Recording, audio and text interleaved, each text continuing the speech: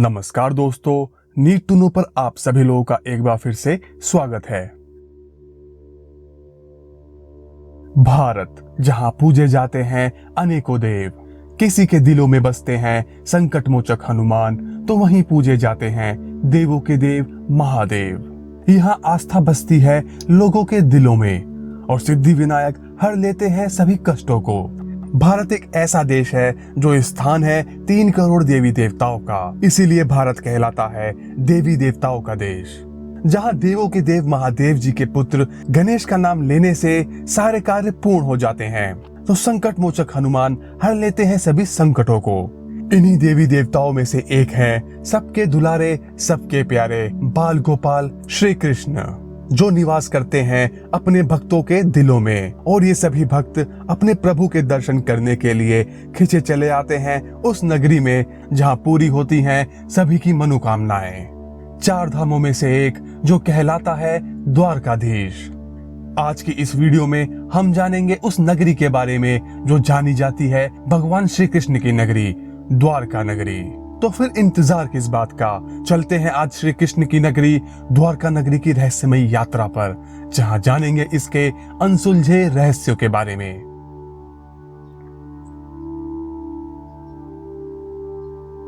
गुजरात राज्य के पश्चिमी सिरे पर समुद्र के किनारे स्थित 4 धामों में से एक धाम और 7 पवित्र पुरियों में से एक पुरी है द्वारका। भारत के सबसे प्राचीनतम नगरों में से एक है द्वारका नगरी। कई द्वारों का शहर होने के कारण द्वारका इसका नाम पड़ा। कहा जाता है कि इस नगरी के चारों तरफ बहुत ही ऊंची ऊंची दीवारें थी, जिसमें कई सारे द्वार थे, और इन्हीं द्वारों की वजह से द्वारका नगरी इस नगरी का नाम पड़ा। तो आखिर ऐसा क्या हुआ कि मथुरा को छोड़कर भगवान श्री कृष्ण को द्वारका आना पड़ा? चलिए जानते हैं। भगवान श्री कृष्ण ने राजा कंस के पापों को बढ़ता देख कंस का वध कर दिया, जिसके साथ कंस के अत्याचारों का अंत हुआ। कंस के वध के बाद मगधपति जरासंध ने कृष्ण और यादवों का विनाश करने की ठान ली और यादवों पर बारंबार आक्रमण करने लगा। यादवों की सुरक्षा देख कृष्ण ने मथुरा को छोड़ने का निर्णय लिया। मथुरा छोड़ श्री कृष्ण अपने 18 नए कुल बंधुओं के साथ द्वारका आ गए और इस उजाड़ हुई नगरी को दोबारा बसाया। ये कहना गलत नहीं होगा कि भगवान श्री कृष्ण ने अपने पूर्वजों की भूमि को फिर से रहने योग्य बनाया। कृष्ण ने द्वारका में अगले 36 वर्षों तक राज किया, जिसके बाद उन्होंने अपने प्राण त्याग दिए। तो आखिर श्री कृष्ण को अपने प्राण क्यों त्यागने पड़े? दरअसल समय के चलते चलते यादवों के बीच मनमुटाव बढ़ने लगा और वो सब आपस में ही लड़ाई करने लगे। इस कारणवश यादव आपस में ही लड़ाई करके एक दूसरे को मारने लगे। यादवों का वंश नष्ट होता देख श्री कृष्ण ने अपने प्राण त्यागने का निर्णय लिया।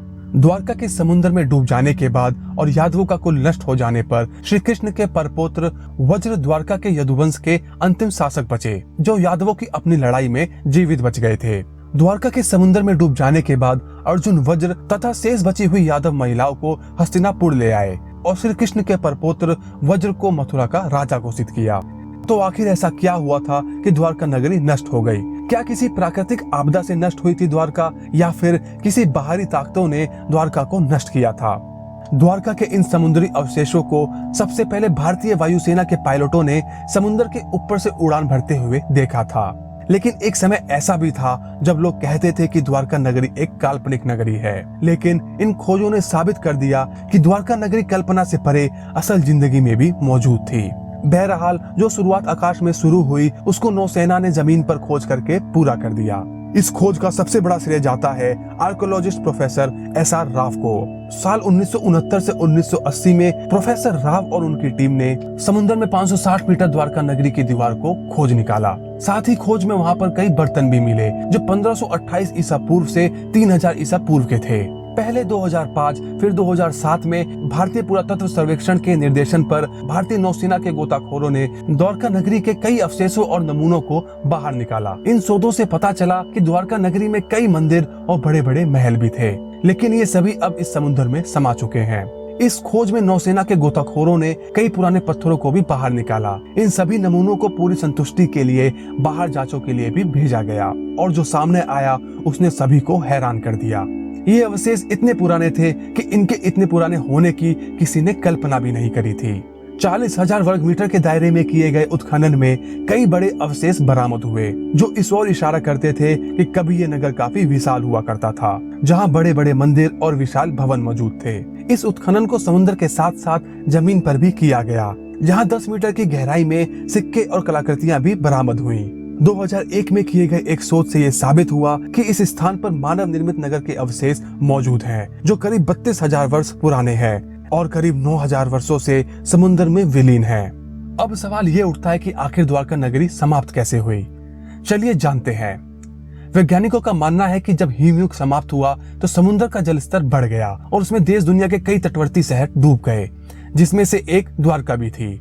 लेकिन वैज्ञानिकों के इस शोध में सबसे बड़ा सवाल ये उठता है कि हिमयुग आज से 9,000 साल से 10,000 साल पूर्व खत्म हो गया था और भगवान श्री कृष्ण ने नई द्वारका नगरी का निर्माण आज से 5,000 वर्ष पूर्व किया था। तो ऐसे में हिमयुग के बाद द्वारका के समुद्र में डूब जाने की बात आधी सच लगती है, लेकिन कुछ पुराणकार और इतिहासकार कुछ और ही मानते हैं। इनके हिसाब से ये पहले से ही तय था कि श्री कृष्ण के देहांत के बाद द्वारका नगरी खुद ब खुद नष्ट हो जाएगी। वहीं पुराने लेखों में द्वारका नगरी के नष्ट होने के पीछे एक श्राप को जिम्मेदार ठहराया जाता है। महाभारत युद्ध समाप्त होने के बाद गंधारी ने महाभारत युद्ध के लिए श्री कृष्ण को दोषी करार ठहराया और उन्होंने श्री कृष्ण को श्राप दिया कि जिस तरह कौरवों के वंश का नाश हुआ है, उसी तरह पूरे यदुवंश का भी नाश होगा। और इसी श्राप की वजह से ही द्वारका नष्ट हो गई। यादवों को आपस में लड़ता देख श्री कृष्ण ने अपने प्राण त्याग दिए, जिसके परिणाम स्वरूप श्री कृष्ण के जाते ही द्वारका नष्ट हो गई। वर्तमान में बेट द्वारका और गोमती द्वारका द्वारकापुरी के ही दो भाग हैं और गोमती द्वारका में ही विश्व का मशहूर मंदिर द्वारकाधीश मौजूद है, जहां आज भी श्री कृष्ण अपने भक्तों की मनोकामना पूरी करने के लिए विराजते हैं। द्वारकाधीश मंदिर लगभग 1500 साल पुराना है। इस मंदिर में भगवान श्री कृष्ण काले रंग की 4 भुजाओं वाली मूर्ति के रूप में विराजमान है। इन खोजों ने यह साबित कर दिया कि श्री कृष्ण की द्वारका नगरी का अस्तित्व इस धरती पर कभी मौजूद था। द्वारका नगरी तो नष्ट हो गई, लेकिन श्री कृष्ण आज भी द्वारकाधीश में विराजमान है और अपने भक्तों की मनोकामनाओं को पूर्ण करते हैं। आज की वीडियो कैसी लगी इसे कमेंट बॉक्स में जरूर बताएं। वीडियो पसंद आई है तो इसे लाइक और शेयर भी जरूर करें। आप लोगों ने हमारे चैनल को अभी तक सब्सक्राइब नहीं किया है तो हमारे चैनल को सब्सक्राइब भी कर दें। अगली बार जल्द ही मिलेंगे फिर से ऐसी एक और वीडियो के साथ। तब तक के लिए देखते रहिए।